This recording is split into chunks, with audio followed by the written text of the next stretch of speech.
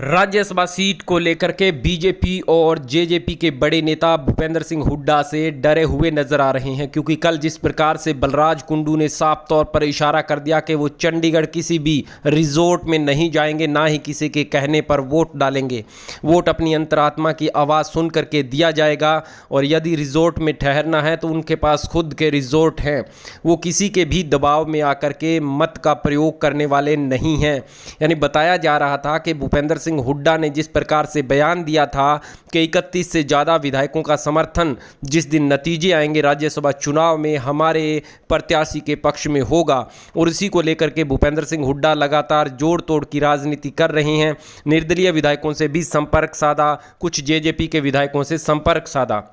और इसी बीच बीजेपी और जेजेपी ने मौके को भांपते हुए अपने सभी विधायकों को चंडीगढ़ बुला लिया था कल, जिसमें कुछ विधायक पहुंच गए हैं और कुछ पहुंच रहे हैं। इसी के साथ साथ निर्दलीय विधायकों को भी भाजपा सरकार की तरफ से कहा गया था कि जो सरकार के समर्थन में हैं वो विधायक चंडीगढ़ पहुंच जाएं। लेकिन बलराज कुंडू ने कहा कि मैं किसी भी हालात में चंडीगढ़ नहीं जाऊँगा, अपने मत का प्रयोग करने के लिए अवश्य चंडीगढ़ जाऊँगा, लेकिन किसी के कहने पर वोट नहीं डालूंगा, ना ही किसी के बाड़ेबंदी में जा करके रहूँगा। यानी साफ तौर पर भूपेंद्र सिंह हुड्डा से कहीं ना कहीं भाजपा को डर सताने लगा है कि जो एक राज्यसभा में उम्मीदवार उनका पहुंचना तय है और दूसरे निर्दलीय पर दांव भाजपा और जजपा सरकार ने खेला है, ताकि कुछ